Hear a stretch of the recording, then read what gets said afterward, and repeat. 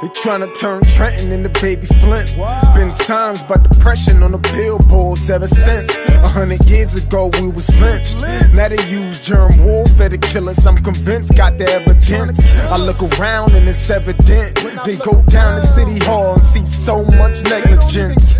Real art is intelligent. A true artist sends messages that speak to your intelligence. They fought and died so I can do my thing. Not to get drunk and high or join no gang. I will not let none of you die in vain. For my people I bang, bang, bang. My ancestors been through so much pain.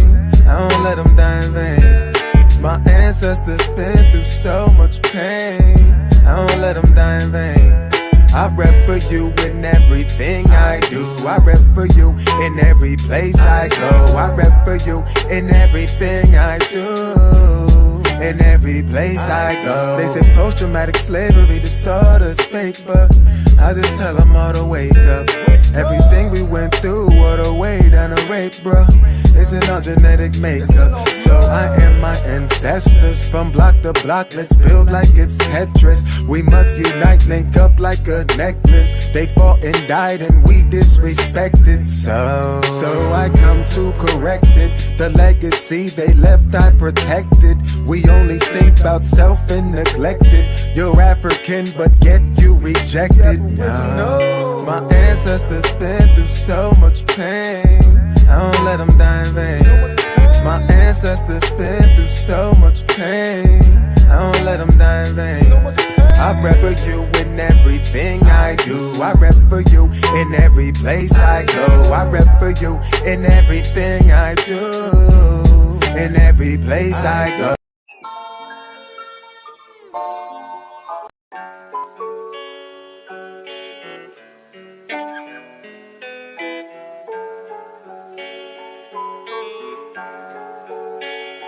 They tryna turn Trenton into Baby Flint.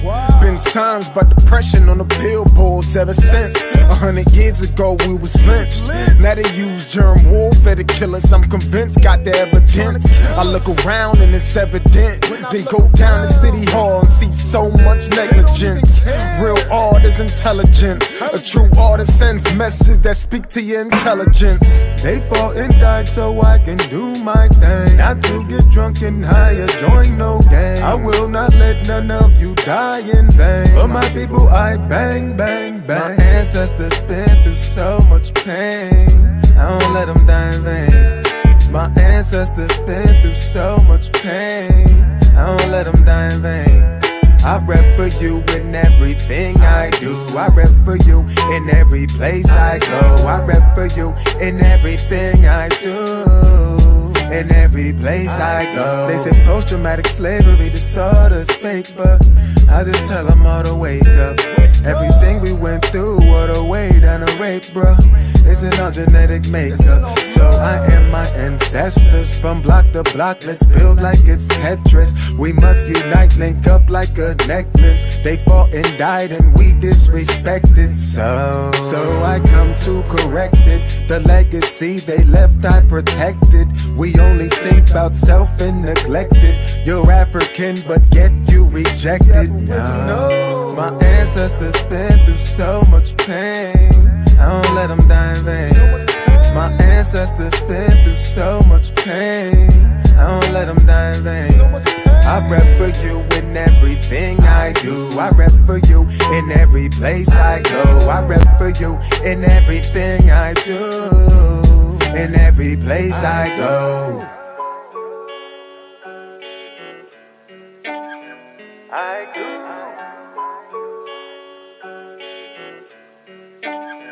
I go.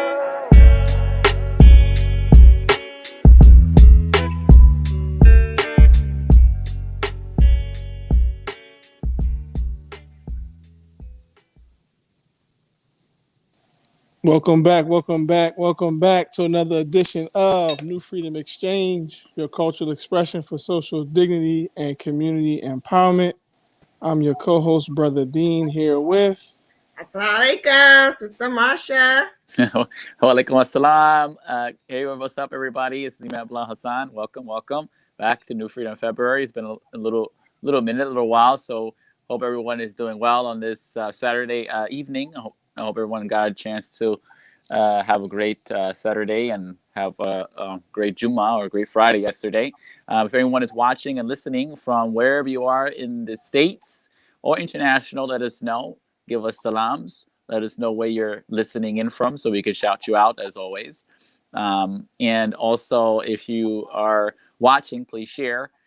Please share the live stream and please subscribe to our YouTube channel, New Freedom Exchange, New Freedom Network, and also like our pages as well. So, yeah, I'm excited to be here. It's been a while. Everyone looks bright faces, shiny faces. It was a week ago. We just saw you guys a week ago, man. We had the chef on over a little week ago. It's once a week, but I know how I feel. You know what I mean. It's a little gap in time, but inshallah, we'll do it what we do. How's everyone doing? Pretty good. Today was, it's interesting.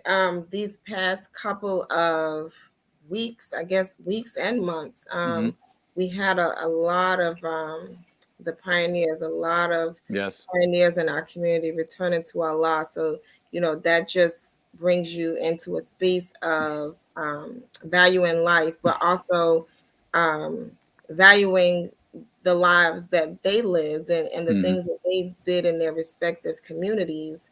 I know today here, I'm in Jersey City, but I'm connected to the Newark community. And so today we had janazah for Brother Edward Wadud. And yesterday we had Sister Stephanie McMean. And, days before that we had Imam Jammy. So it was just back to back to back. That it just feels like, I need a little rest, but it also reminds you of the value of life. And I'm always motivated in those times to sort of take account and inventory of like what it is that I'm doing to be impactful in the time that I have, because we don't know how much time is left. But other than that, everything is all good.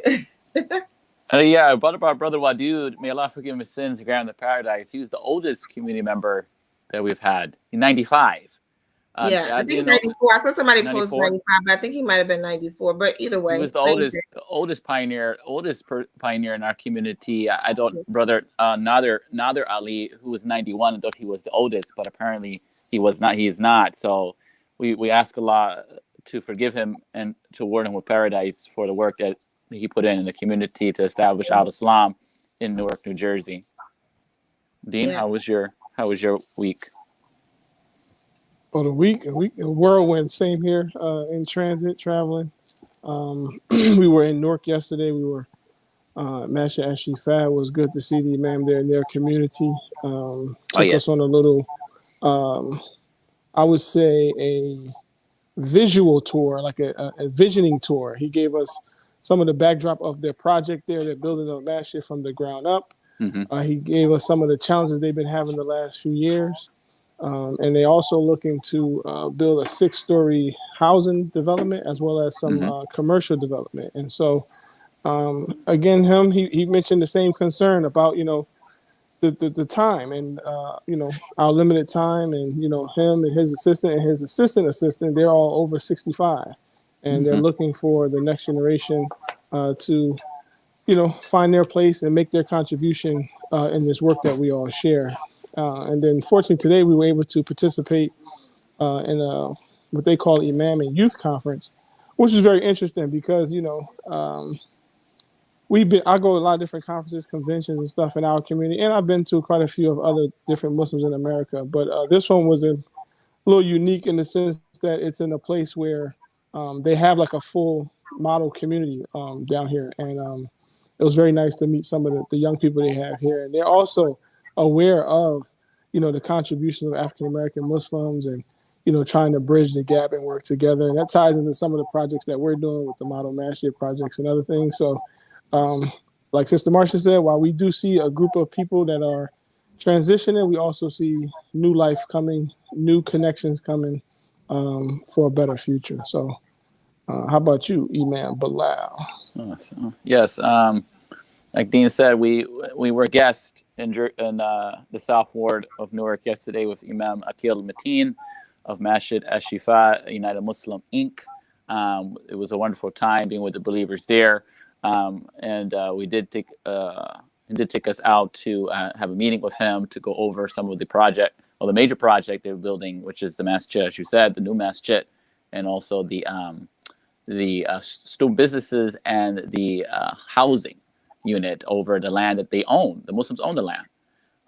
So that is a plus. So now the land needs money so we could finish the development process of the land. So we will talk more about that in the coming days, inshallah, as we bring Imam Akil Mateen on. And inshallah, you'll learn more about the capital fundraising campaign that they will be embarking on to raise the rest of the capital needed to finish breaking ground and finish going up and putting the finishing touches on the masajid and inshallah the housing and the units and the businesses. Other than that, I have been busy as normal. One of the things that I would like to share real quickly here before we bring on our guests is something that was shared in the mentoring session that I direct here in Queens. One of the special guests who we have on, shared about time and how time, we don't get back the hours. So as it right now is 7:14, the show ends at, say, for instance, 8 o'clock. That's an hour gone. And how do we utilize that time and be the most efficient with our time as much as we can while we're here in this earth, So as Sister Marcia was mentioning about, as the believers transition to the next fit life, it is just a reminder of time and how much time we have, which is predetermined by the Creator, by Allah, by God. So we don't really have much time, although we think we do. We think we're busy, but are we busy being productive and not wasting time?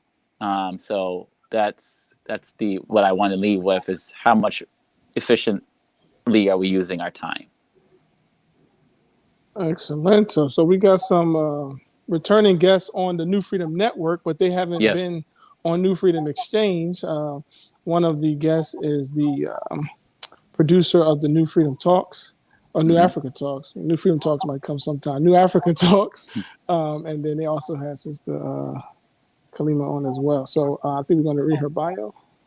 Yes, Sister Marcia can read Sister Kalimah's bio, sure. Absolutely. Kalimah Azeez Rashada is a native of Chicago, Illinois. She was born and raised Muslim into a strong and beautiful family in the community of Imam W.D. Muhammad. At the age of 13, Kalimah was chosen by Imam W.D. Muhammad to be one of 12 students to participate in his weekend youth dawah class. During this class, Kalimah diligently studied Quranic Arabic, Islamic studies, and comparative religion for the last 8 years of Imam Muhammad's life. In addition to Kalimah's love and passion for the religion of Al-Islam, she has a great interest in psychology and education.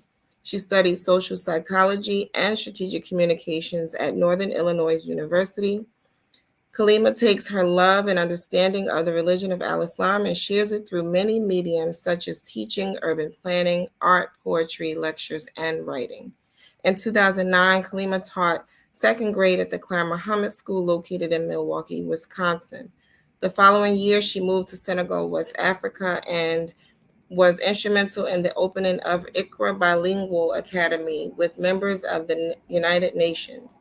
In 2016, Kalimah married Naeem Rashada and moved to Memphis, Tennessee, where she works for the local government and sits on 6 different boards throughout the county.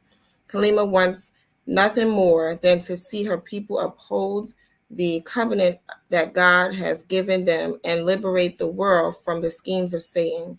She tirelessly works and spends of her wealth and human capital to be a catalyst to bring about God's will here in the United States of America. She currently works on strategies for community development, business, and education using teachings of Imam W.D. Muhammad to help advance our community. Wonderful. Without no further ado, let's bring on our dear beloved sister, scholar, and now actress, Sister Kalimah. Can bring her on. Walaikum assalam. Welcome. Alhamdulillah. Good to have you here, sister. Yes, it's a pleasure to be here. Oh, look who popped in. Do we need to read Brother Hakim Sabree's? Let's read his bio. Let's read our beloved brother's bio. Let me see. Let me read Brother Hakim Sabree. Oh, my Brother bad. I Hakim, did the pre-drum. Let me pull him yeah, out of here. Let me pull him out yeah, of pull him here. out. Go ahead. Give him his pride. Brother Hakim Sabree is a Muslim African American. He was born the second of 7 children to Charles and Mary Jackson. His parents joined the Nation of Islam under the leadership of the Honorable Elijah Muhammad in the mid-1950s in Harlem, New York. In 1975, his mother and his siblings made the transition into Al-Islam proper under the leadership of Imam Warafuddin Muhammad. Hakim's education began at Muhammad University Islam up until its closing. Hakim graduated from the High School of Arts and Design, where he majored in art and advertising. He received his associate's degree from the New York City Technical College under the same majors. In his later years, he and his brother formed 2 dawah groups called Muslims for a Moral Revolution and New Africa Intelligentsia. Hakim was a member of Masjid Taqwa wa Jihad in the Bronx, where he held various positions: general worker, assistant to the resident imam, security, programs director, board member, assistant treasurer, secretary, street dawah team member, and Islamic studies teacher and guidance counselor for the Sister Kalimah School Weekend School. He also wrote event articles for the Muslim Journal newspaper.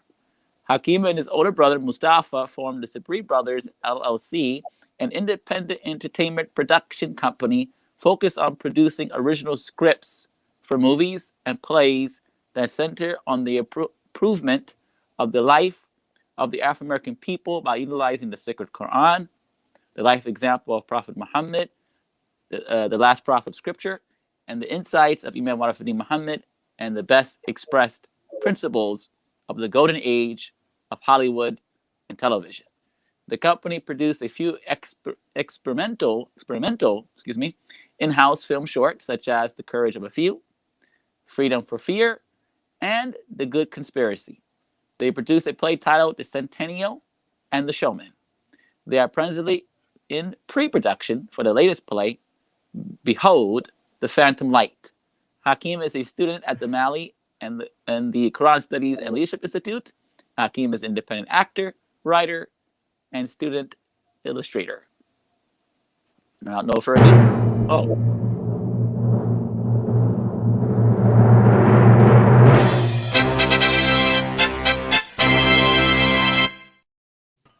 Had to put some respect on his name. All right, that was a lot. Welcome. Good to have you both on. And this is going to be a very great conversation. So, of course, I would like to transition and allow Sister Marsha to kick us off here with a question, and then we'll go like that. Sure. And so for me, I'm always interested in, starting the conversation off with what we're here to discuss and like why that's so important. And so I know that Brother Hakim, there is this new production that you have coming out. And so I want you to tell us a little bit about that and why it was important for you to start this venture. Yes. Bismillahirrahmanirrahim. Yes. First of all, thank you again for having the show. Thank you for that comedic entrance, Mujahideen. It's only fun. Yes, we feel it is important because, it's really always important because really the group picture of our people, the African American people, isn't complete yet. Our identity isn't complete yet. What's pressuring us or is putting pressure on us is moving us in various directions. We just want to be one of the people that Allah uses, inshallah, to help guide our people to where we believe as Muslims is the destiny for our people, especially where we believe as Muslims in this association of Imam W. Muhammad.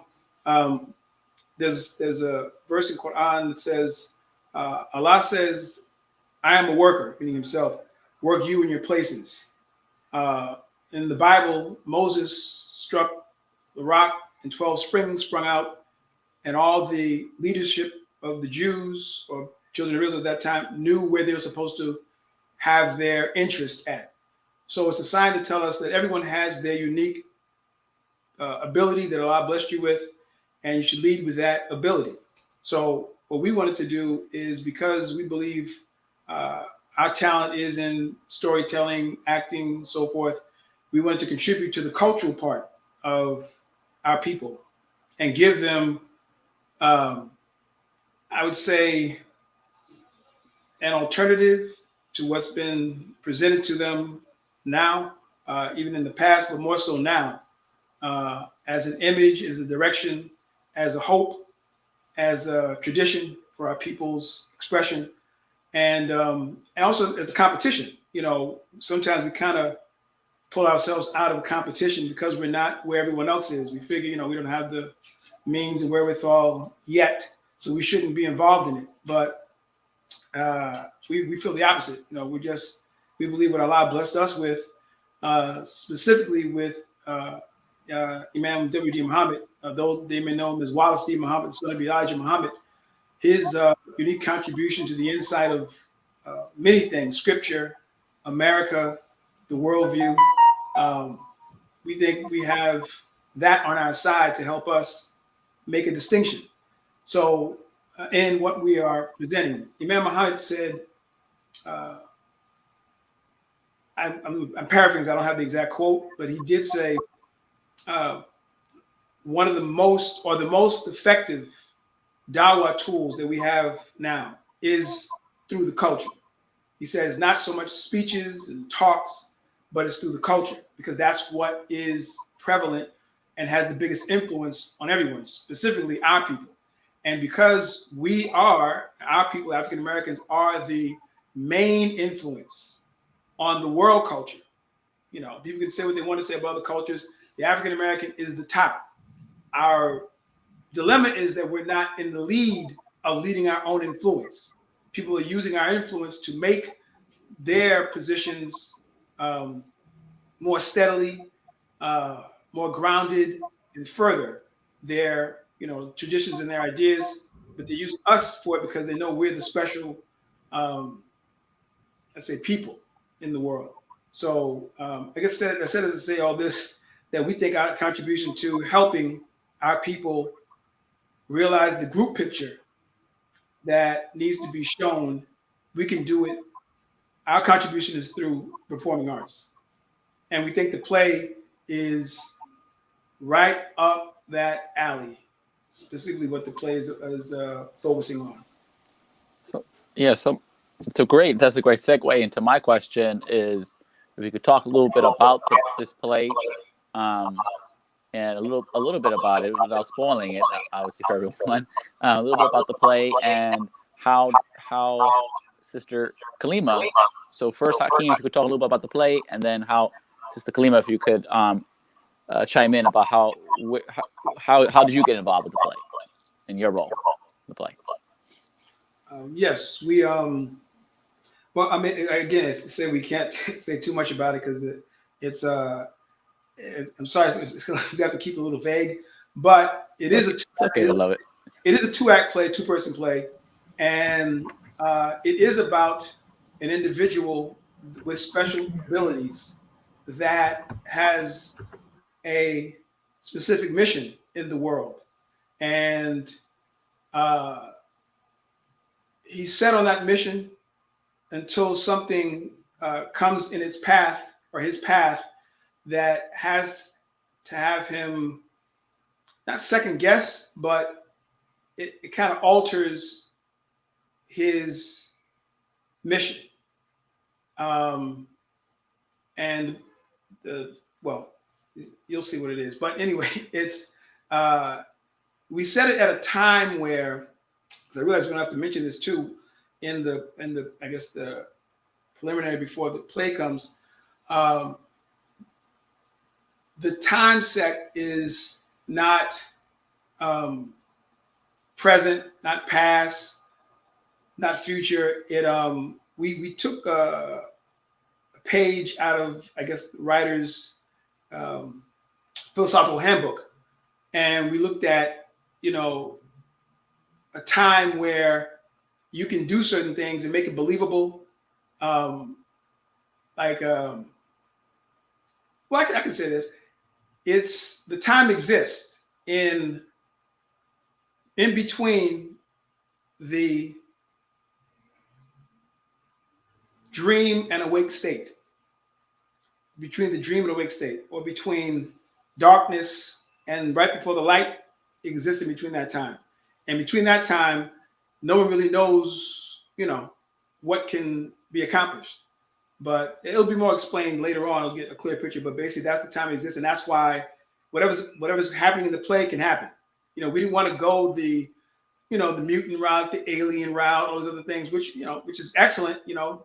John Byrne, Jack Kirby, all those ideas, Rod Serling, they have excellent, ideas. We wanted to go a little different. We wanted to tap into what our religion and what religious or scriptural ideologies come into play. And that's one thing about the play. It will have scriptural references, mythology references, African-American history references, American references, world references. But I think our unique thing is that it has a unique touch with looking at scripture that no one else I could say really has put into play as Muslims. I'll just leave it at this: the Jews have done it to a degree, and they're right now. They are the top at it. They've been the top at it since they started. The Christians haven't caught up. The Muslims haven't caught up. Till now. I'll leave it at that. Excellent. I hope everyone can still hear me. Is there still echo? No, you're good. You're good now. Okay, great. Alhamdulillah. Sister Kalimah, how did the scholar now become an actress? How did you enter this realm? So alhamdulillah, assalamu alaikum again to everyone. This is exciting. So I've always been an actor. You can ask anyone who's known me. Mujahideen, I've always enjoyed the theatrics. Since I was young, my mother had us saying poetry, acting at family reunions. I've been in every play in Chicago that the Muslim community has put on. So at the weekend schools, when we did Adam, I think I was one of the angels. So I have always been into acting. And I actually took acting a little bit further in grammar school, high school, and even in college, because I did a lot of competitions where I was speech competitions, but I did monologues, I did poetry, so things of that nature. So I enjoy that. I also write poetry and perform as well. So when Hakim and the Sabree production put out this casting call for the play, I'm like, the Muslim brothers making a play. I want to be a part of this. And so when I began engaging the script, and like you said, he's taking a unique approach to writing and expressing our history as African Americans in a scriptural way, but including and I don't want to say sci-fi, because if you read Islam or you read the Quran, or if you're a religious person and you believe in the unseen and you believe they would say the religion is sci-fi in a sense. But so I mean, taking it, this religious concept, this religious presence, this high science from Imam Warthaddin Muhammad, and put it into a script that we have to enact and express and leave an impression on the hearts and culture of America. I'm like, yeah, I like that. I like that. And so I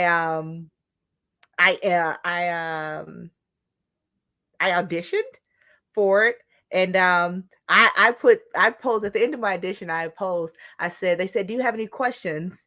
And I said, "No, but I want to make a statement." I said, "What makes me stand out from other people that you're going to audition?" And I want to, if you would have answered that question, asked me that question, I'm going to present you that answer. And so my response was, one, I embody what you're trying to do in a way that is unique.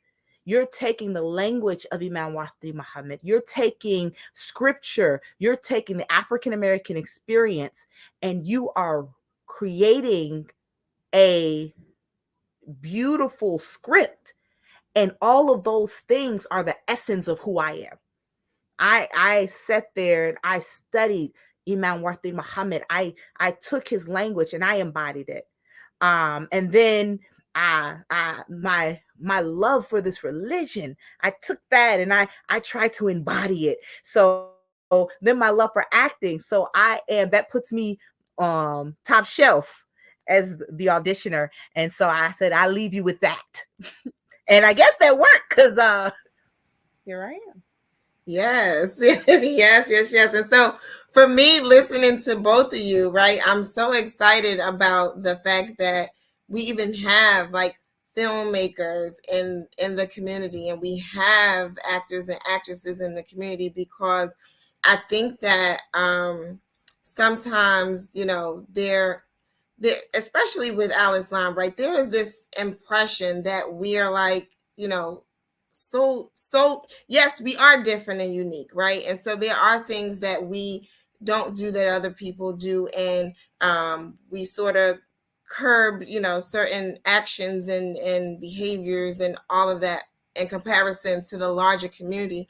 But we're still talented, right? And we're still creative, and we still have this visions in this realm. And so it's exciting for me to even know that this exists. And I hope for our viewers and our listeners that, this sort of like sparks some energy into you. Because at this point, I'm like, even though we're vague about, the details of it, I'm just like, well, I want to see it. And so I'm interested to know, like, once this production is done, like, how will we see it? How will we be able to connect with it? And then the part 2 to that is, what are you expecting people to come away from it with?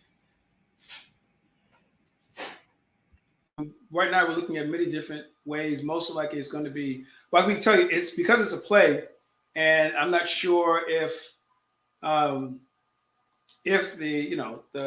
mandates of COVID, whatever it is, going to be lifted or not lifted, and vaccines and stuff like that. So it will be in the theater. I know in New York, they're still keeping up the if you're not vaccinated, you can't come to the theater type thing. But even if you do, I don't know about the seating stuff. So, but anyway, what we want to do is shoot it like a teleplay. So we already contacted the brother that's going to do the work. So it will be shot as a play, but streamed. So it will be streamed, so everybody doesn't have to try to show up. It's going to be a one day thing right now. We were looking at. We wanted to have it in February, but right now we've been rewriting. I don't know so much rewriting for 5 years. So and she can tell you anytime we turn around, here's a new script. So it will be streamed and live, and we're trying to see if we can get some way. I'll be talking with y'all about that anyway, New Video Exchange, because one thing we have to always do is support our own and show our venues through our own. We're not looking at having it anywhere else outside of our own. We're going to keep it strictly through African Americans, and that's the blessing of this production. And so far, our costume designer is an Muslim African American in our community. The person doing the filming and audio, Muslim African American in our community, from my experience growing up in the Nation of Islam till now. The person designing some of the props in there, Muslim. One of my best friends from high school. We're gonna have artists drawing. I mean, there's a whole bunch of stuff we're gonna try to do different. Not just the players. You come see a play. Here's a booklet and go home. We're gonna try to do various different things with the play. that'll make it different, and then have a segue to other venues and other opportunities for the play. What was the second question again? What do you envision that people will come away from this, seeing the play? Yes, I believe they will come away with seeing a new appreciation for us as African Americans competing on. I'm without being on a higher level of language and a focus. I kind of notice, even though we say, and I do believe it, we love our plays, our playwrights, different writers. But I keep getting the feeling, even when I hear our actors and actresses talk, when they get into Shakespeare, that's like, the holy grail of, using their language, of plays and writing. Even some screenwriting scripts. We say, I believe we do love our own, but I believe in the back of our head, we still think this, but this can't compete with. This is not as precious as. And we look at that and say, if we didn't have Imam Muhammad, I'd probably think the same way. And no disrespect to Shakespeare, love it, excellent. The language, just recently, I wouldn't have did it. It's a Scottish-Irish, it's a Scottish-English play, Macbeth, just one line from the play, by the pricking of my thumb, something wicked this way comes. Excellent, all the lingo. I haven't heard from us anything that really matches that impresses us as actors and actresses like we say we're impressed.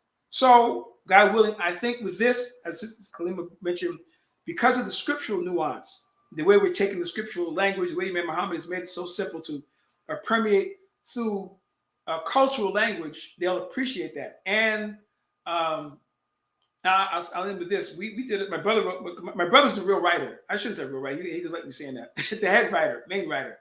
We have a saying. I think I told you. I'll write something. I'll give it to him. I say, now turn it into wine. Meaning he gives it the spirit.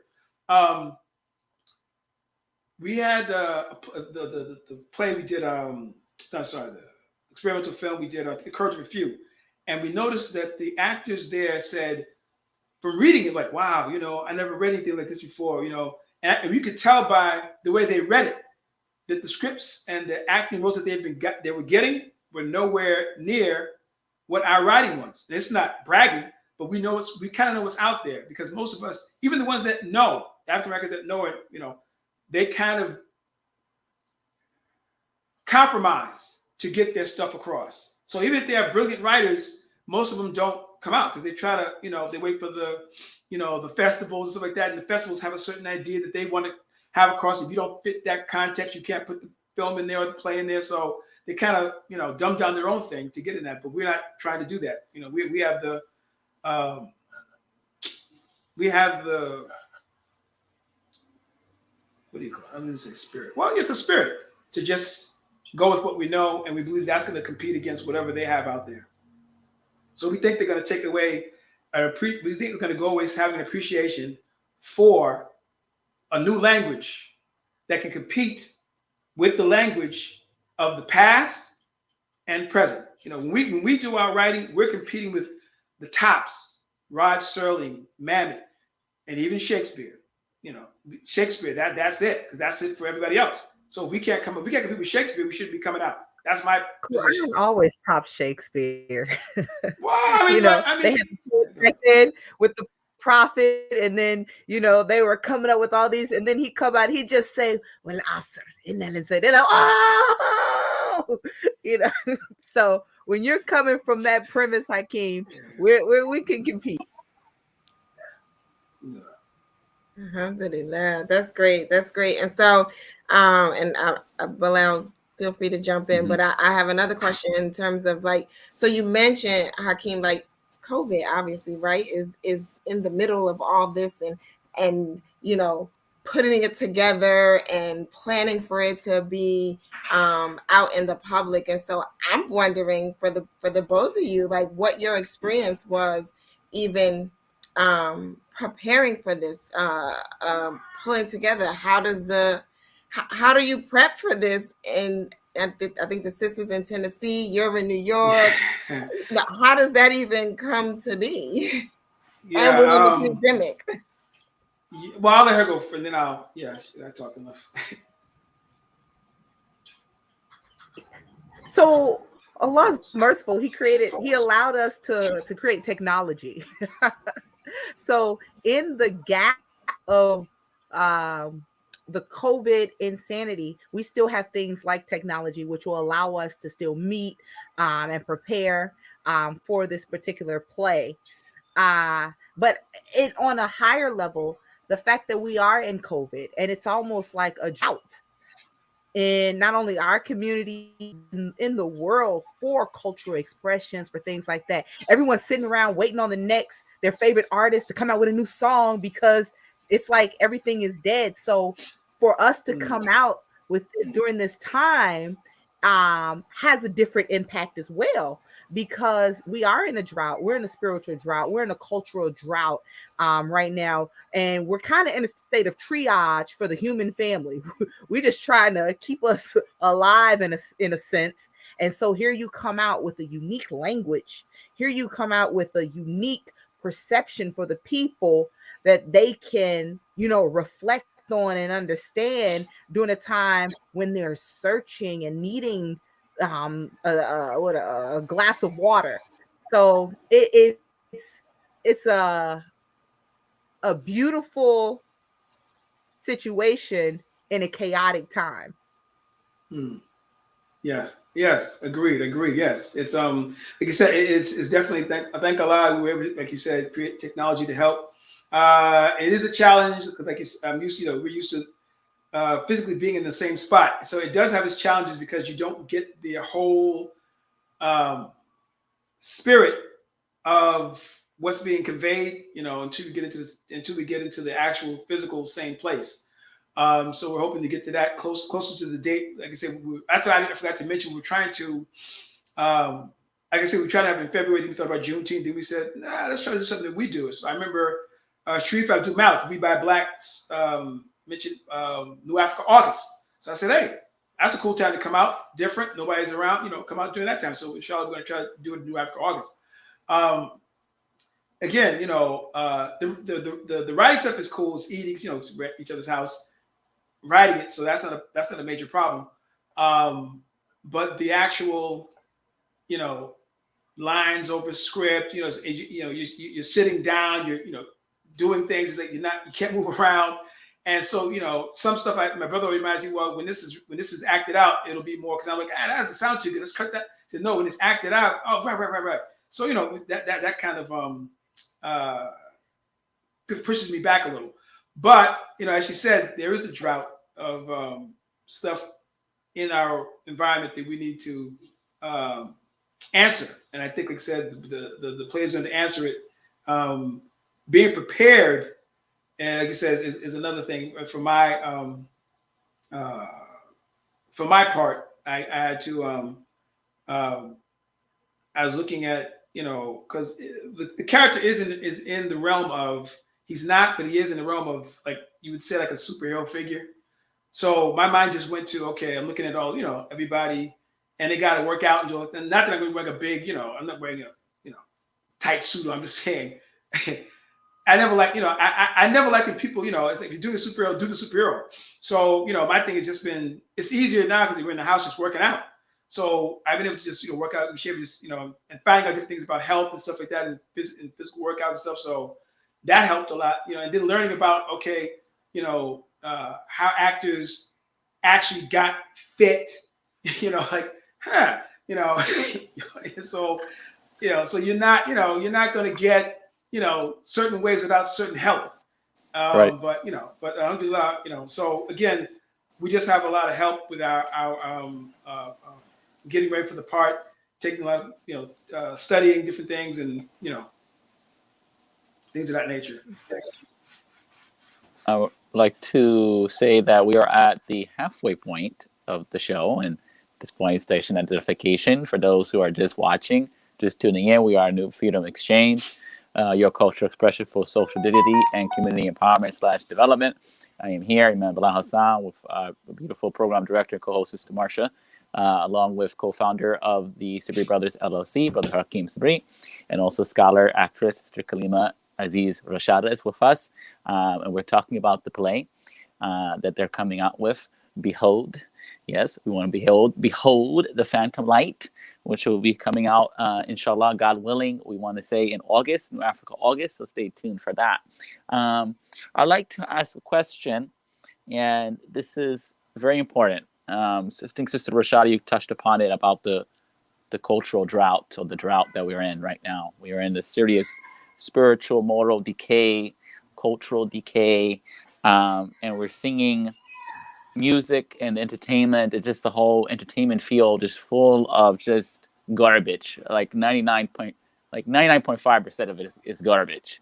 Where do you all see where do you see yourselves playing a role in inspiring future playwriters, and future actors and producers? Where do you all see yourselves in the grander scheme of promoting moral excellence in the entertainment industry?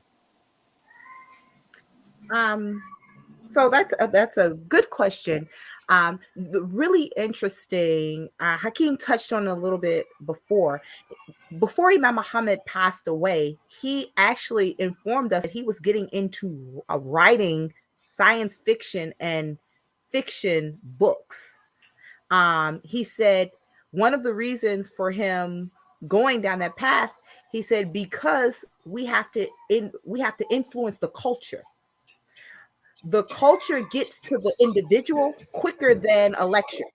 You know, if I put it in a good song with a trendy beat, and I talk about we have to be upright, you know, I have that kid, yeah, I gotta be moral, and then I got a rapper out there handing out food to homeless and talking about that influences society quicker than imam or a scholar saying, let's go and sit at a round table and discuss religion.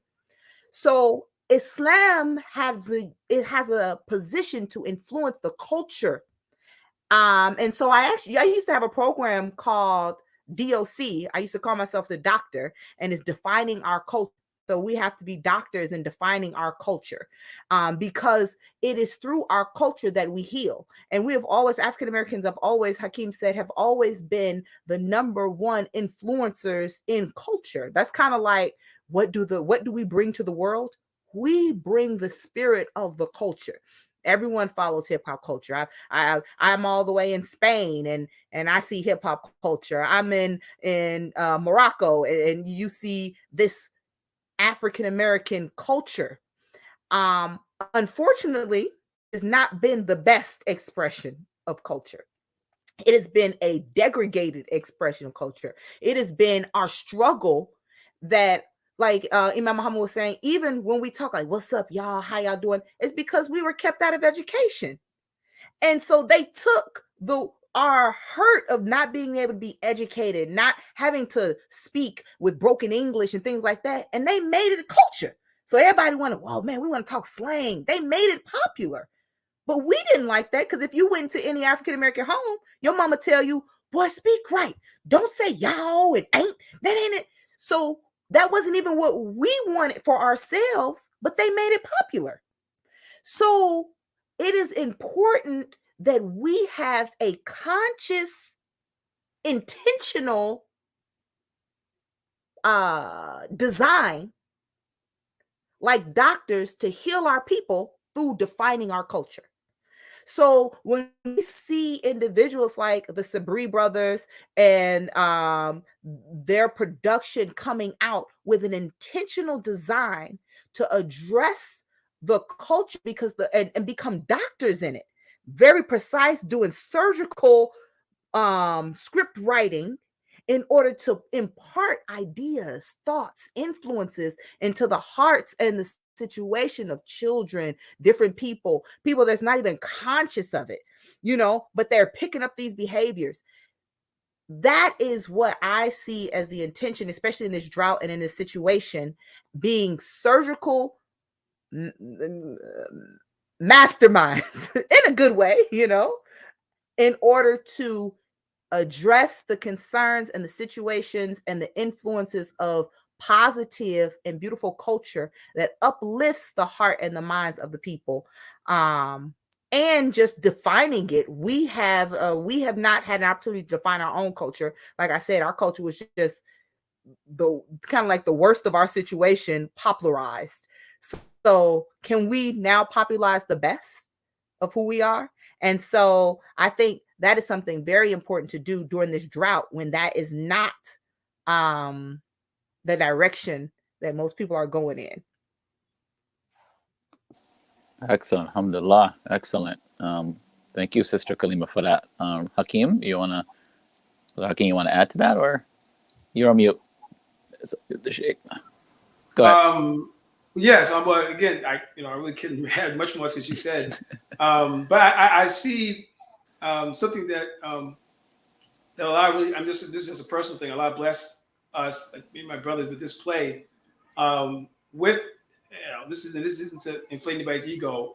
This is to Kalimah, because it's not just she's a good actress, but like she said, what she brings to it is like I said, all she knows is Imam Muhammad's language. No, she didn't have to. So that's just a pure vessel to come, and that's a sign for us to say, well, you're in the right direction. Go with it. So we've been, I can say this live when you have to probably give her consultant pay too. Not just actors pay, but that's not a big deal, because people, they hire consultants, but if we have a natural consultant already in our acting, group, then that's just a double blessing. Because sometimes they ask, how does that sound? Would this fit? Blah blah blah. Yeah. Oh, the man said that. Okay, so so it's a blessing that we have. And I keep going back to this, and people can. I hope they don't take it bad. I want to say, because everybody's edgy now. The Jews have rabbis that they talk to in Hollywood. The movies that you can't really understand fully, they talk to their rabbis and they tell them ABCD, and I appreciate that. Why not go back to your religion to ask them certain things? Why pretend they don't exist? If you have a rabbi, you have an imam that knows what's going on. Hey, how about this? Would this fit in there? So we're blessed with that. But I think, like you said, having the courage to be out there and compete, and knowing that Allah bless you with something special. And I think one of the biggest things that we have to make sure we do as writers, actors, directors, performing arts, dancers, whatever it is. Imam Muhammad said, righteousness, you're born with it. Your righteousness. To do right, to want to do right, to want to be good, to want to be honest, to want to be thrifty, to want to work. That's with you already. Like she said, they took the worst part and put it in front of us. Now our job is to bring us again to the public, but with the best part, and make it appealing. And see that we think that, that's kind of, that's going to be kind of hard, because if you ask most of the actors, they'll tell you the roles that they like more than the good guy are the bad guys. Here's why. Well, the bad guy has so much depth, and so much to look at, and so much to dig into, so much to research. He has so many levels. The good guy, because they think the good guy is just a guy just doesn't steal, money. But I'm like, if you study the movies and you study the good guy is the one that has the same challenges as the one that's quote unquote bad, but he doesn't take them. Now you're trying to ask yourself, well, how can he not go that route? How can he not go into fornication? How can he not go into thievery? How can he not go into stealing? How can he not go into murder? How does he do that? That's the good guy. Gary Cooper once said it. I'm not sure if all his roles were like that, but he said, director asked him, what do you really want from us? He said, just make sure you make me the good guy. And that's my motto. Make me the good guy. That bad guy stuff, they don't, but also I guess they don't study the prophet. If you study the prophet, there's so much there just how to keep your goodness and what that does. Little House on the Prairie, Charles Ingalls had so many principles of the prophet. If they paid attention to it, that was him. He didn't have to say, I'm a Christian man. Look at his principles.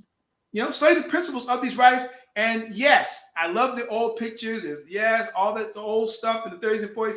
They have principles, leave it to Beaver, Father Knows Best, Make It for Daddy.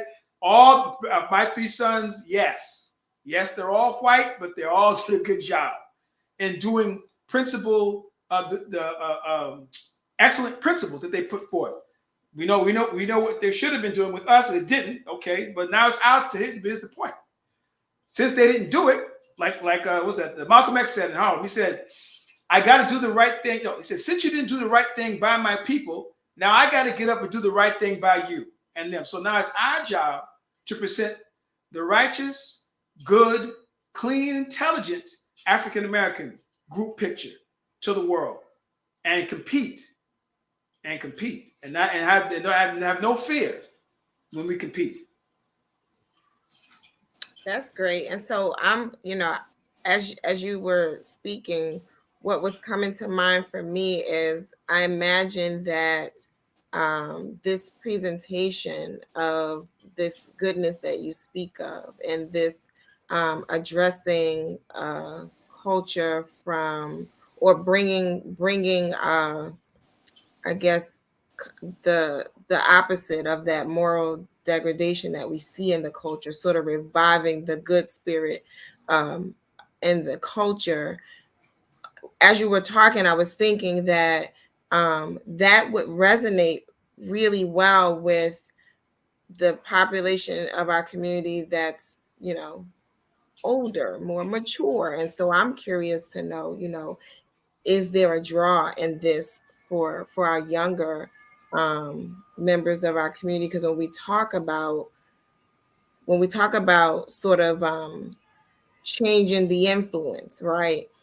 And we talk about what is to come for the future, a lot of times we go, okay, well, it's great that we're presenting this to the whole, but we are looking to instill in our young people, for whatever we characterize those ages as, but we are looking to sort of motivate a newness in them to gravitate towards this goodness. And I'm wondering if there's a draw or a pull in this play for a younger population.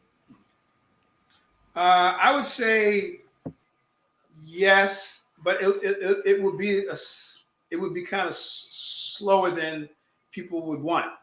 But that's also why, I can't mention it now, but there are other venues. So I'm just going to say that. So from the play, to reach more, as you said, the younger people, because a lot of older people, like you said, my brother keeps bringing up, sometimes I'm like, wow, the length of it. It's not even that long, but the way the culture is structured, most adults can't even sit through an hour of work. Now they could if it's being binge watching, because it's like it cut off here and it starts here, it cuts off here. So, but for like an hour's work, most of our people can't even sit through that. Everything is like quick, fast. So the language and the focus of what the play is about is going to have to also carry their attention. And their attention usually goes toward, if they get excited about it, 9 times out of 10, they try to get their children excited about it. So it has to be, again, it has to go to how much we're appealing to what they need to hear. And what I think, because of the COVID, and most of the people are, locked away, whether they like it or not, or want to or not, even though they have, little gadgets that they talk on, people are thinking more. They don't tell you that, but people are thinking more. Even when you're stuck in your house, even if you think about trying to get out of here, you're thinking more, because now there's really not many places for you to go. So you're kind of thinking about what's out there, what's happening. And what's happening also is what the media is feeding them is basically repeats, reruns. It's the same movie done with a different character. Like I said, it's so bad that all you were doing is replacing white characters with black characters and women characters. Nothing's new. Puerto Rican Spider-Man, Black Spider-Man, Chinese Spider-Man, Indonesian Spider-Man. It's still Spider-Man. So they're saying, I don't have any ideas. After a while, kids are like, you know what? It's just Spider-Man. So when are you going to do something different? They're not going to tell you that, but they're waiting. As Kalimah said, they're really waiting for something different. They just don't tell you that. So when it comes out, they go, oh, that's different. That's different. So in addition, go ahead, Hakim. I'm sorry. No, I'm finished. Go ahead. I'm finished. So, my mother used to take us to watch plays when we were younger. And even we would drive to Detroit from Chicago, a 6-hour drive, and we had to sit and watch Imam Muhammad and listen to his lectures. So I think sometimes we have created a culture when it comes to our younger generation of making everything have to come down to them instead of sometimes sitting that child in an environment where they have to come up to it. And even when I speak to imams and I say, look, Islam, we don't degrade the status of the religion to fit the lowest person. You have to up to it. We don't come in there rapping surahs because the young people like rap. Yeah, we finna rap the Quran. No, we don't do that. No, you're gonna learn how to recite it eloquently. No, we don't accept that. So I remember having to sit in lectures. I remember going to plays, and they were actually good. But my mother had me sit there. I am not a component of a child coming to Jumu'ah with a tablet. No, you're going to learn how to sit and listen to the Jumu'ah. You're not going to play with the tablet. So we have to start doing that again to help refine our children and bring back the concept of storytelling. We used to sit and listen to people tell stories, from a Nancy the Spider to all these different things. This is in our culture. We're allowing them to make a microwave culture, and our children are getting ADHD, all these other things, because we're not teaching them how to sit, how to be attentive, how to be thinkers, how to reflect, how to have these habits. And that's the beauty of theater. Theater is not a situation where you're going to come in and get a popcorn microwave situation, and then the movie's going to blow up, and then the scene is going to drop, and then this person's going to save this person, and before you can blink, it's a next action scene. No, this is theater. And we're bringing back that lost art of storytelling in a unique way where you have to sit and listen. The surahs that Muhammad the Prophet revealed were long. They had to sit, listen, and memorize it all in the same situation. So we're bringing that back. So and we have to encourage our young people to develop that skill set of sabr, develop that skill set of thinking, develop these are things that Allah put into the nature of the religion because it is a necessity for development of human to be able to be successful in society.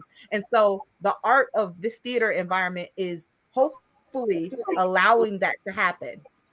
Yes. Yeah, you make a beautiful point. Like as you're talking, I'm just like, you know what? I thank you for that reminder, because you make an excellent point. And that is so true that, it's the job is to elevate, right?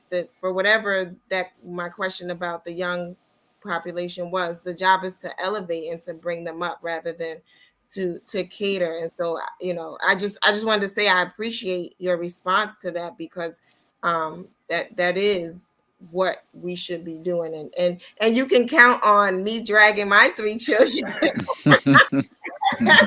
You'll have at least 3 other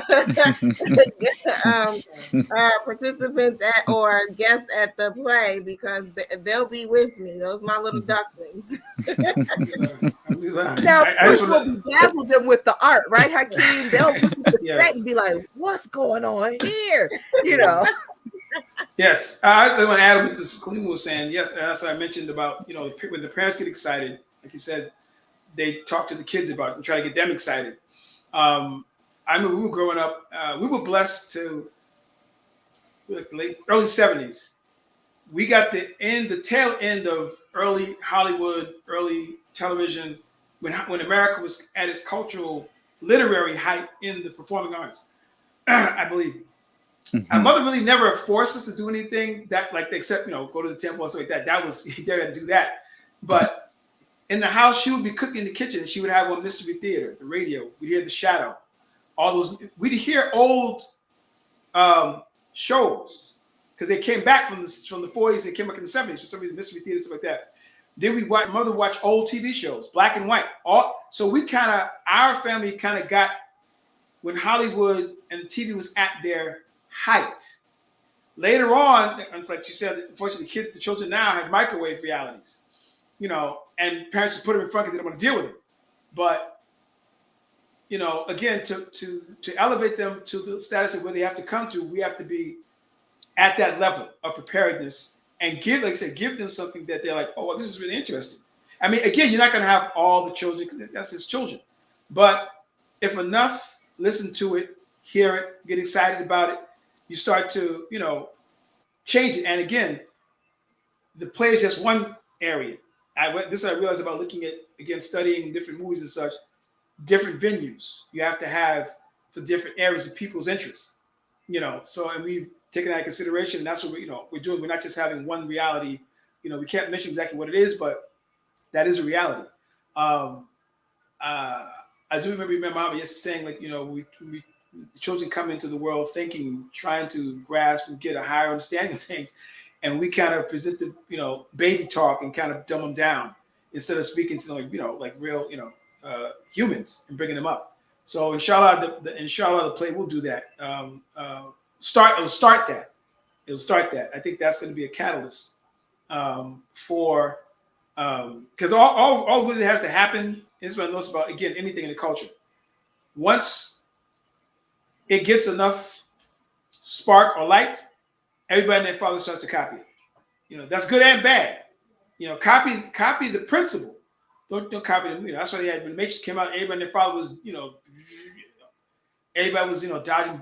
Come on, Neo did it already. Do something different. Every rap sounds the same. Everybody's Michael Jackson. Do something different. But the commercial art world, because it's safe and easy, they do that until something new comes along. So inshallah, will be that thing that's new coming along. And I think, because of our, the pressure that we have, that's another thing too. We have the pressure of our community as Muslims on us and African Americans on us. I don't want to be known as just a Muslim artist. Muslim African American, I know I read about different IDMBs and they say the American artist. No, I'm an American, yes, but I'm Muslim African American artist. Not just Muslim American, Muslim African American.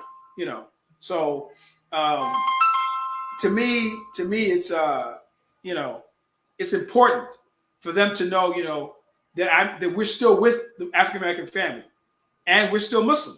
And we have a unique contribution to even showing Muslims this is how it's done in the performing arts. So I used to be, well, if I have more time, I'll talk about what I used to do as a dancer, but that's another story. Excellent. This is excellent dialogue. It is time to interject a question from the audience. Quick question for the audience. So if you have any more questions, audience members, please put them in. So we do have a question from Sister Hakim Sabree. Assalamu alaikum. She says, will the play present an attraction to the African-American population as a whole, or just the African-American Muslim population exclusively? It'll both. It'll attract both because of the way it's written and because of the focus, as Sister Kalimah mentioned, because of the way it's written and focused, it'll attract both. And this is when I said earlier, the people in Hollywood, because Hollywood was started by the Jews, which is, that's what it was. That's what it is. They knew how to talk the language of the people without beating them over the head with religion. I'll put it that way. And that's been a problem with Muslims, especially our immigrant brothers and sisters. And I even see some of us who kind of listen to that influence because we get afraid to present our African American reality to the people, influenced by our religion. So we don't know how to present, like, some rappers, Muslim rappers, African American. You just can't compete because what you're doing is really beating the people over the head with religious lingo. Allah's, Shahada, Ramadan, okay. But where's a different focus? There's no insight. There's no, everybody has wordplay, but there's no insight into it. There's no insight into bringing a point or a focus about our reality and telling people it's a solution to get into another level. So to answer this question, we always think about our people. Always. Minister Malcolm said, "You'll never find me with 15 minutes to spare without thinking or having the thought of my people on my mind." I grew up like this. I don't know anything else but this. I'm speaking for myself.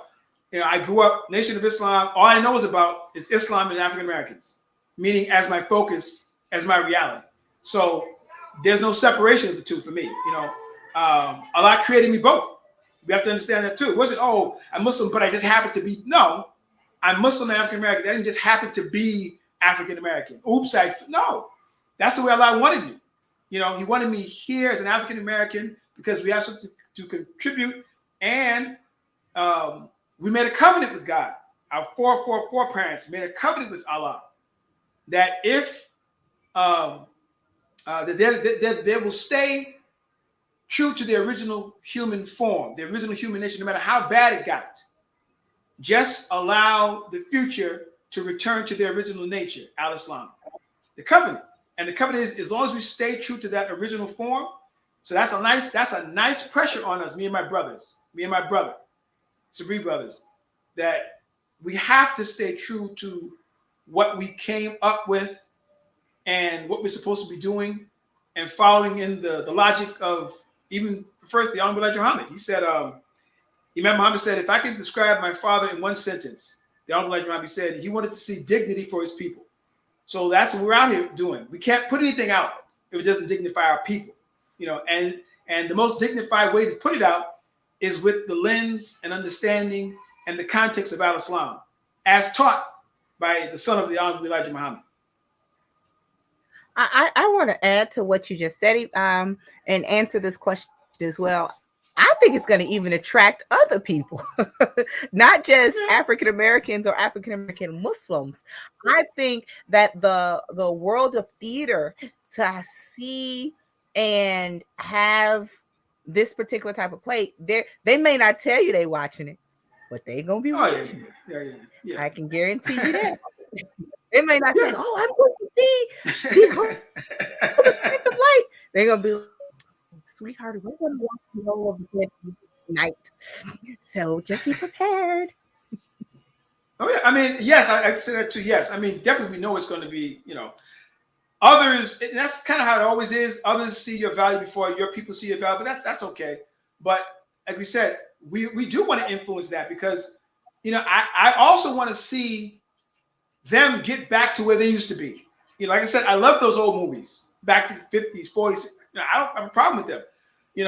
Even up to the 70s, they lost that. And there's once in a blue moon they have something special. But I want to see that. Like Allah said, I created you different so you can learn from each other.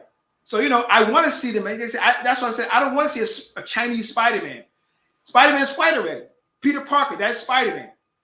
Bruce Banner's the Hulk. That's it. Christopher Reeve. Superman came down in the image of a white man. That's Val Zod and Black Superman. No, it's just not it. They've done theirs already. What's your contribution, like she said, to show them, oh, wow, where did they come up with that idea? I didn't see that. I mean, they looked at Bass Reeves and came up with the Lone Ranger. I'm not mad at them. You took Bass Reeves, an African American who's like one of the top marshals in the West. I like to see myself in that. So I'll make a white guy, the Lone Ranger. What's the problem? I don't care if you took the idea from Phantom Light and did something with it in your own culture, but just do it. Take the principle of it, because it's there to reignite even your own dilemmas where you're stuck at. This will teach you how to do scripture or understand scripture better. It'll help you understand cultural improvement better. It'll also tell you. It'll give you courage to do what you thought you couldn't do. I'll put it that way. It'll give you courage to allow you to do what you thought you couldn't do, because the world is saying this is how it's supposed to be done. And you're going to say, you know what, but they did that. So I'm going to try that. And pretty soon, it'll be, done and cookie cut and whatever. You got to come with something different. But, but we have so many ideas, it's ridiculous. We have books of ideas. It's not even, so we're not even worried about running out of ideas. We're not worried about it. And they're all different. Yeah, that's cool. That's really cool. And so I know that we're probably going to be bringing this conversation to a close soon, but I'm the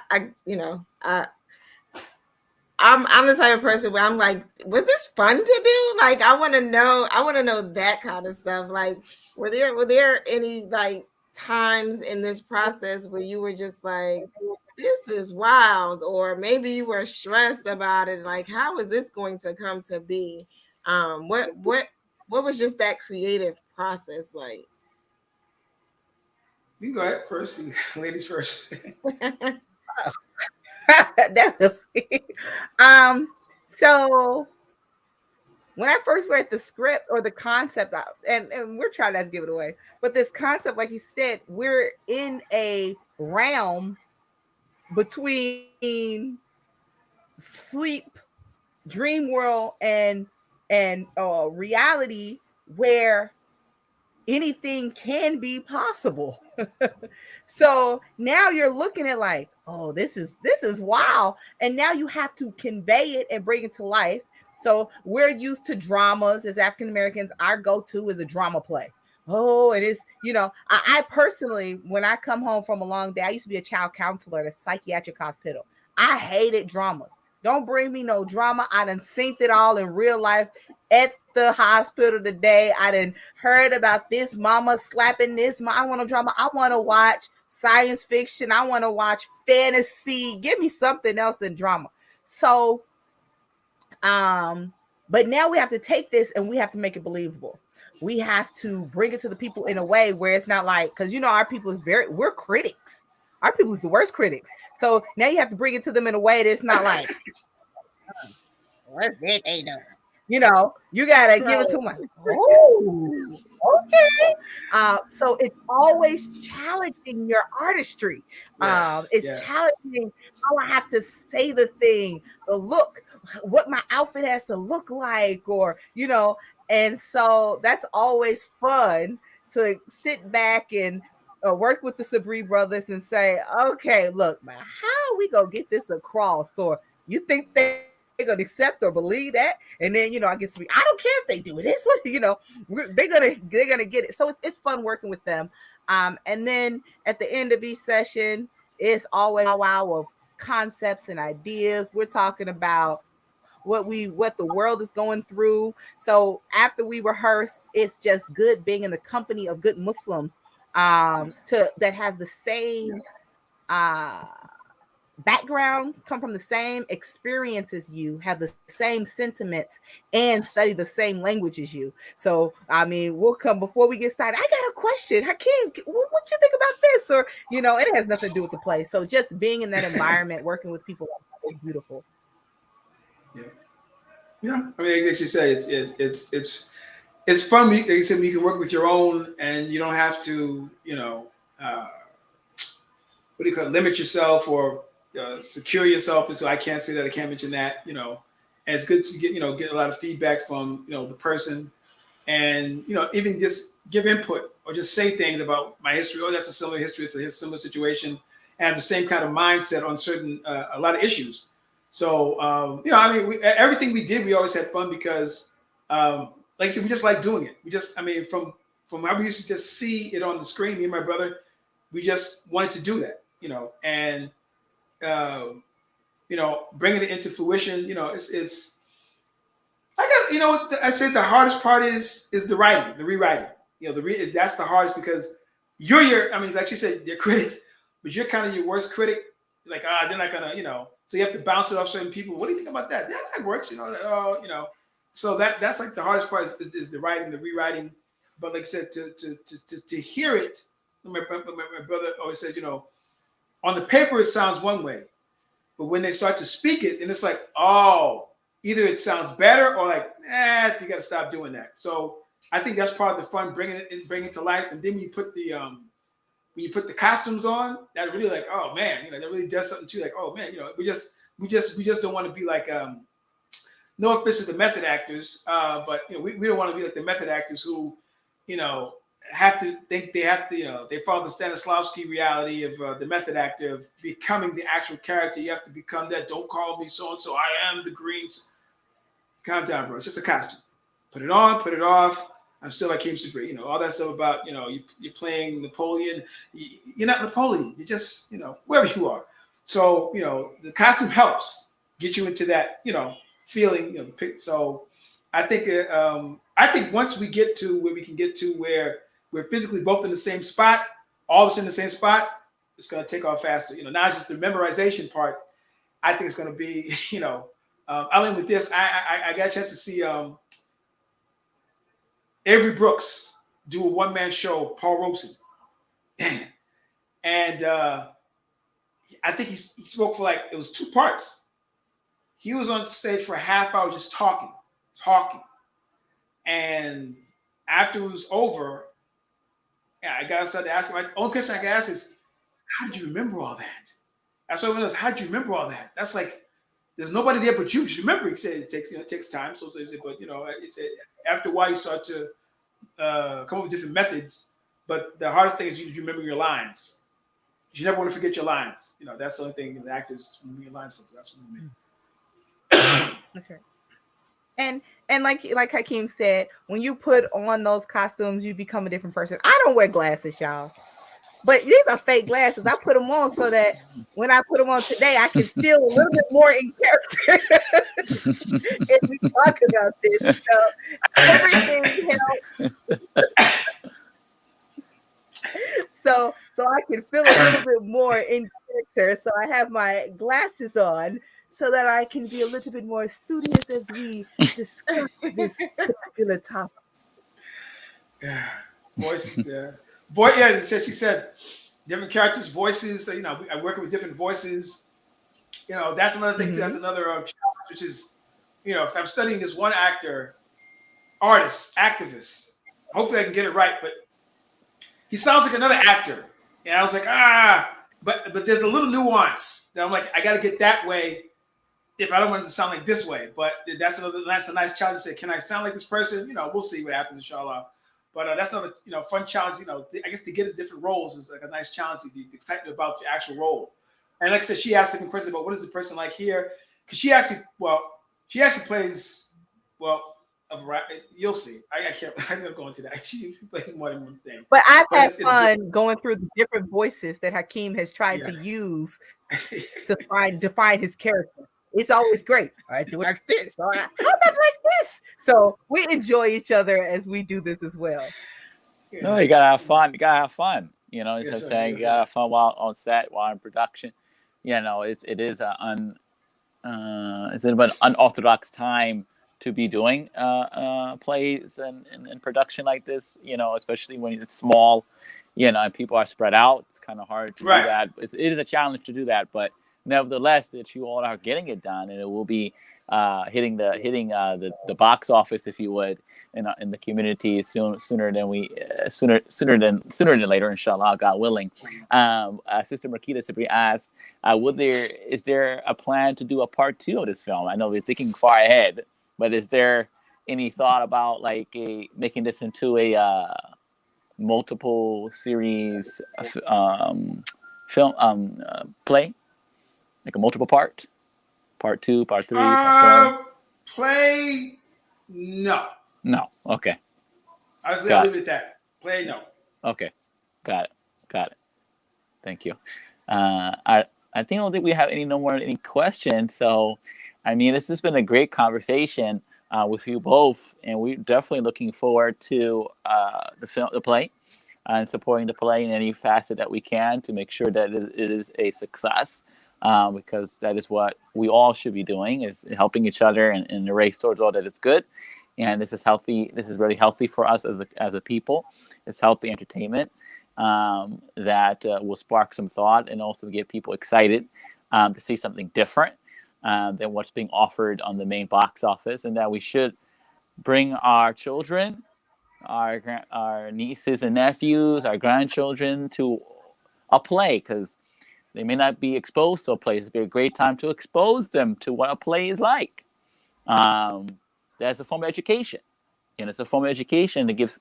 And sometimes you have to, like I think Sister Kalimah said, about Islam, you can't dumb it down. And sometimes what we have to do as parents or as adults is not force them, but you have to bring it to them. You have to bring them to the play. You have to bring them to the opera. You got to bring them to learn how to play golf and some of these other sports or these other activities that they say we don't do. We don't show up. We're not there. You know, basketball, football, that's our thing.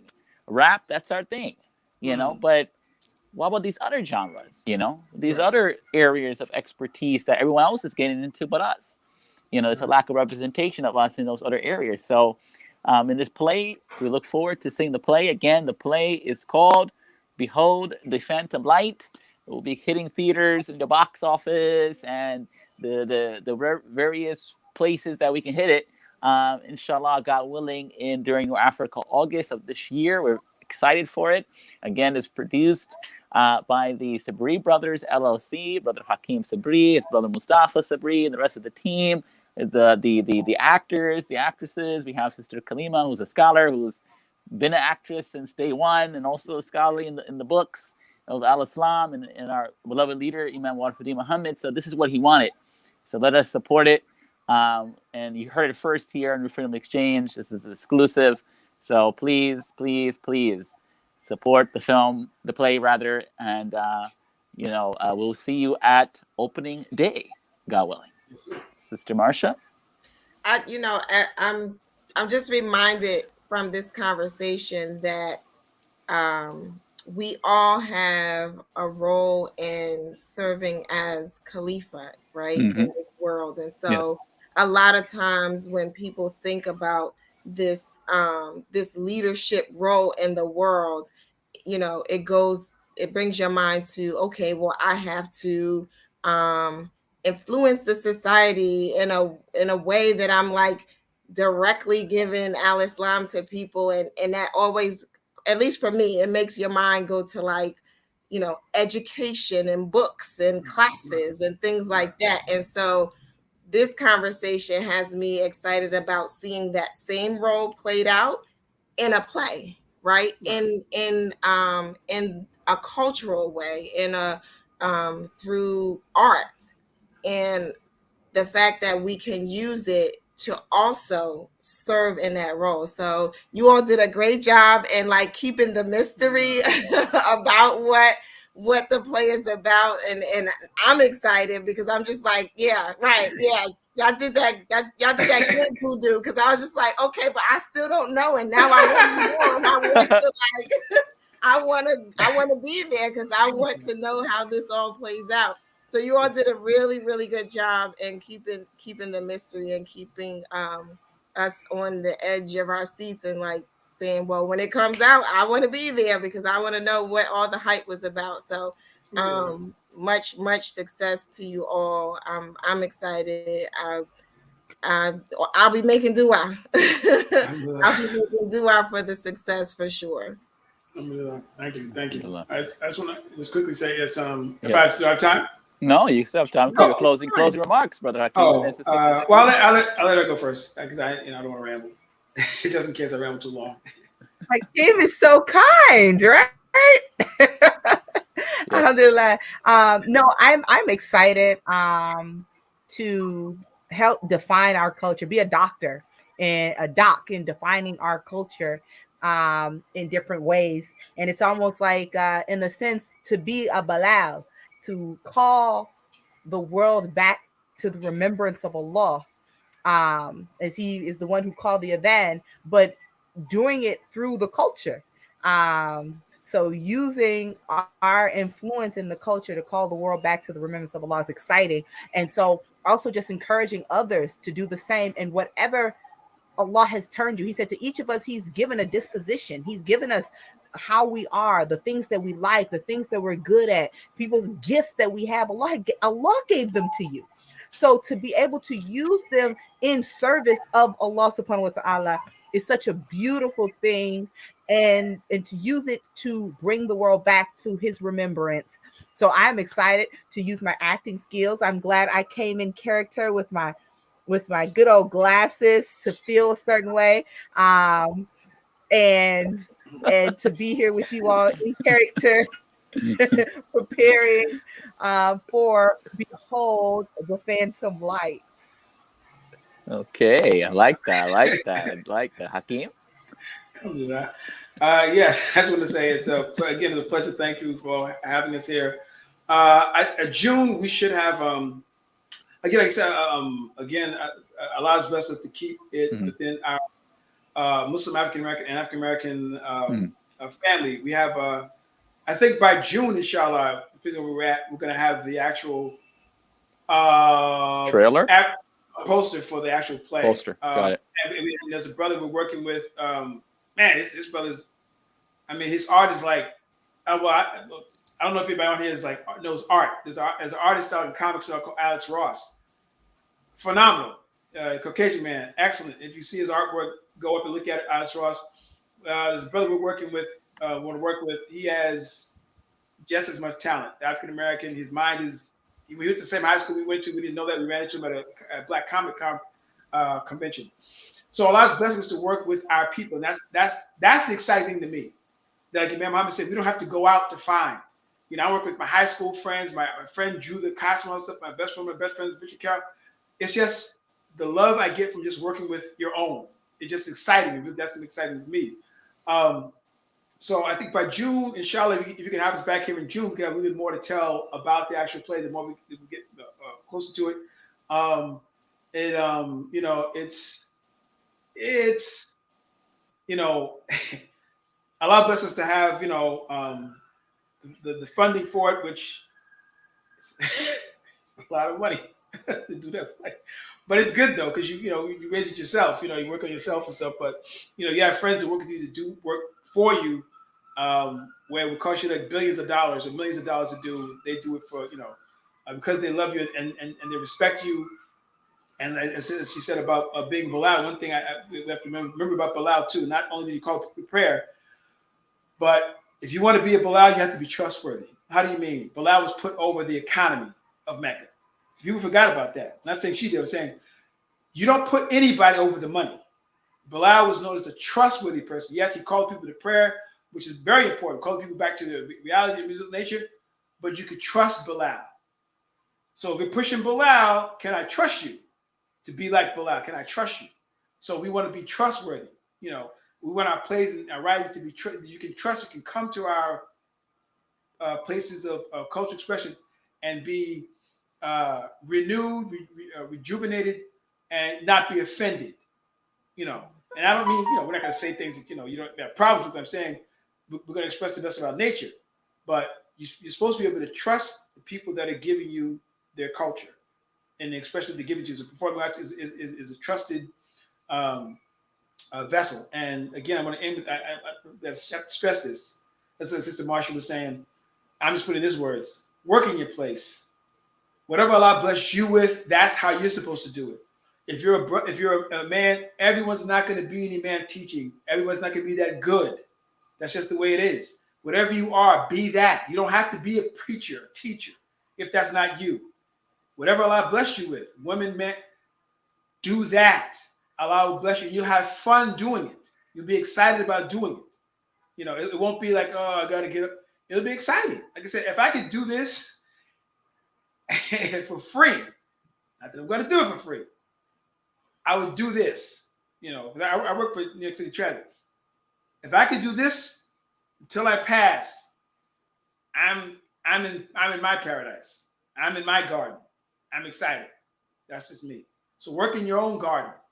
Work in your own garden, inshallah. So thank you again for having us to be on the show. Sister Marsha, with the Bilal, with the Dean. Inshallah, we'll be back Tuesday. Tuesday. That's right around the corner, huh? Hey, you guys have much. In June, and inshallah, right before, I guess maybe try to have a week before the actual play. Yes, and sir. definitely, as of right now, y'all have the first review after the play. We want to see that too, what y'all thought about the actual play. Have us on after the play is over and talk about that. got to get back. Y'all have us on the play. Our community, so we have no problem with that at all either. Absolutely, absolutely. So we thank again, Brother Hakim Sabree, Sister Kalimah Azeez Rashada, for joining us here on this beautiful Saturday evening to talk about the play Behold the Phantom Light, which will be hitting the market for everyone to see, God willing, inshallah, in the month of New Africa, August. And also we'll be having them back in June to talk a little bit about the play, a little prelude to the August debut, a little teaser, a little appetizer before the main course, which will be in August. So we encourage everyone to stay tuned for that. Follow the Sabree brothers. Hakim, do you guys have a social media for the play yet? No, not yet. We had to basically start anew, but when we have it up, we'll let you know. Definitely, we're working on it. We're working on it. Definitely, for sure, because we want to share that and let the people know where they can go see also updates about the play as well on your socials. Yes, so we thank you. So thank you both for coming on. We appreciate everyone for tuning in. Again, share. If you missed it tonight, you go back and watch the replay after we sign off. And also, please subscribe to the our YouTube channel, New Freedom Exchange, New Freedom Network, and also like our pages as well, New Freedom Exchange, New Freedom Network. There's some announcements. So tomorrow, Sunday, I will be a guest on Words Make People, Imam Mikhail Sahir. We will be talking about the 60 years of our Pulse, the Muslim Journal, and the future. We'll be discussing the future of the Muslim Journal, but also just the future of African-American Muslim journalism, independent journalism, and what does that mean? So Sister Aisha K. Mustafa will be with us as well, and I'll be joining her tomorrow, and that's from 1 to 3 p.m. Eastern on Blog Talk Radio. Imam Michael Sahir, who will be joining us next week. Next week, we have double booked. Saturday, we'll be coming back here to continue our last show for the month of February, for New Freedom February, with the MSA National and also representation from the HBCU MSAs. Will be coming on to have a spirited conversation in regards to being Muslim at HBCU. What does that mean? What does that look like? Discussing all of those, that whole culture, or that whole expression. So that will be a very spirited conversation.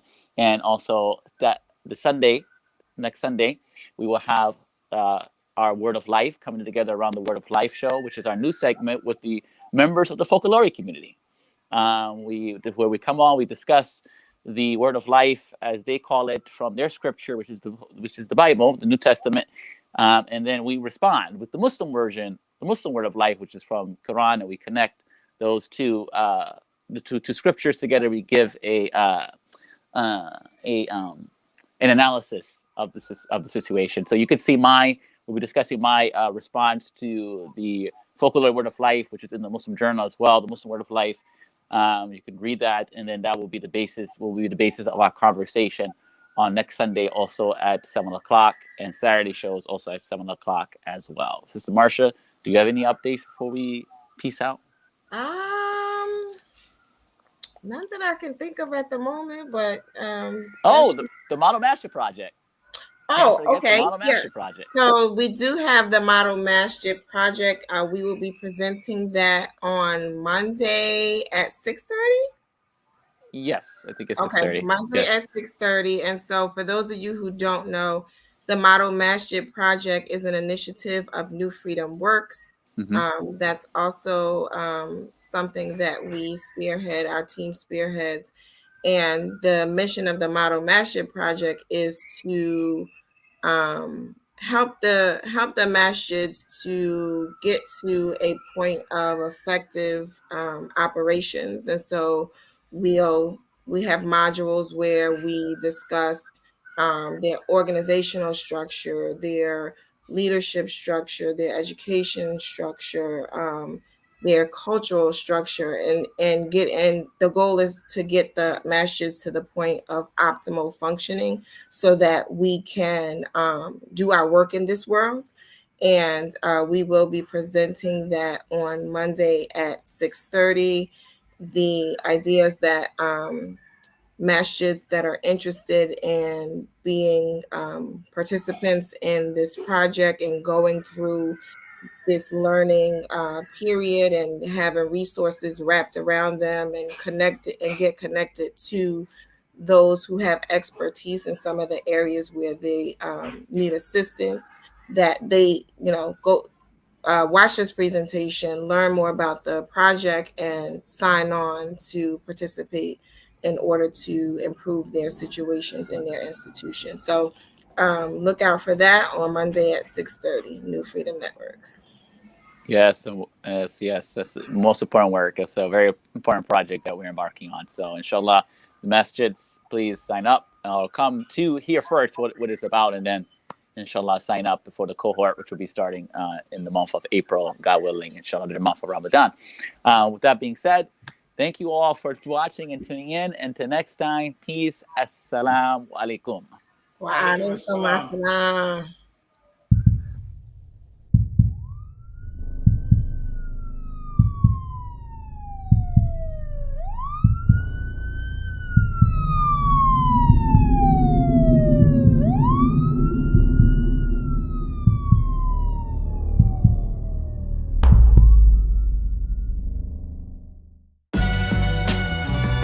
Really emotional, man.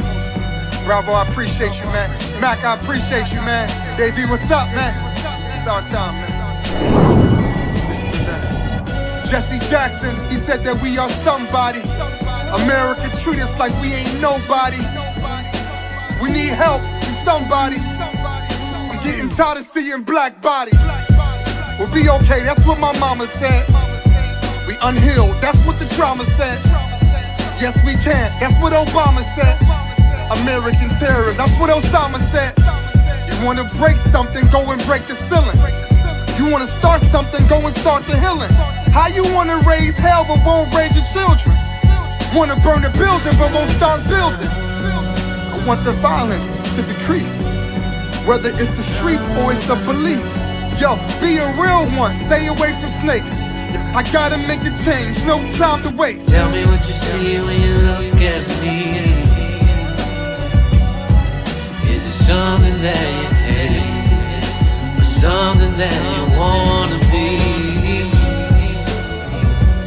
Help me understand how you can be so mad at my existence. On our way to freedom, on our way to freedom, fighting for our freedom, fighting for our freedom.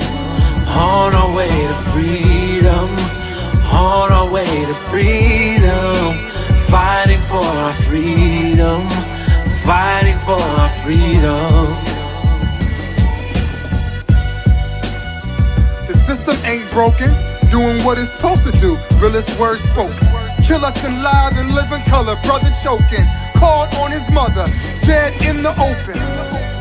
Anybody go and break some glass. It take a real one, bro, to give a class. Anyone can pull a gun and start to blast, but it takes a real man to give a pass. Be proactive, not reactive.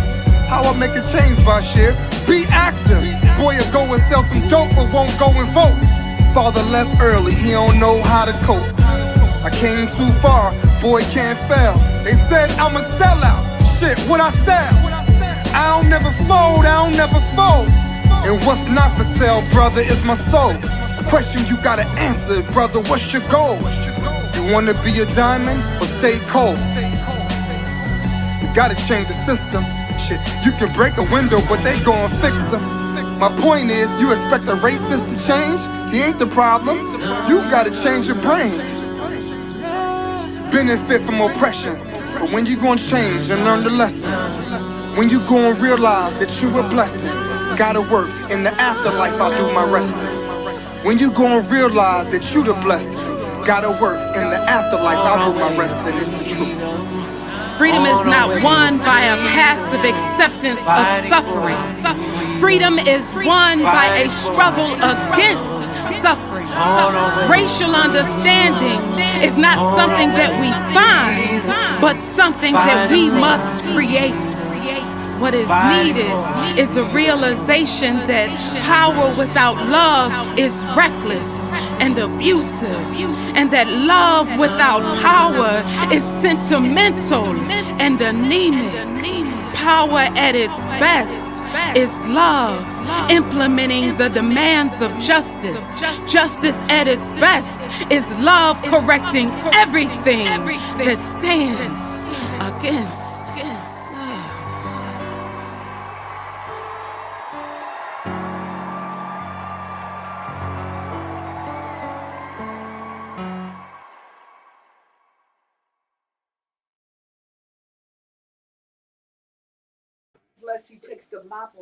Hello, assalamualaikum. Assalamualaikum.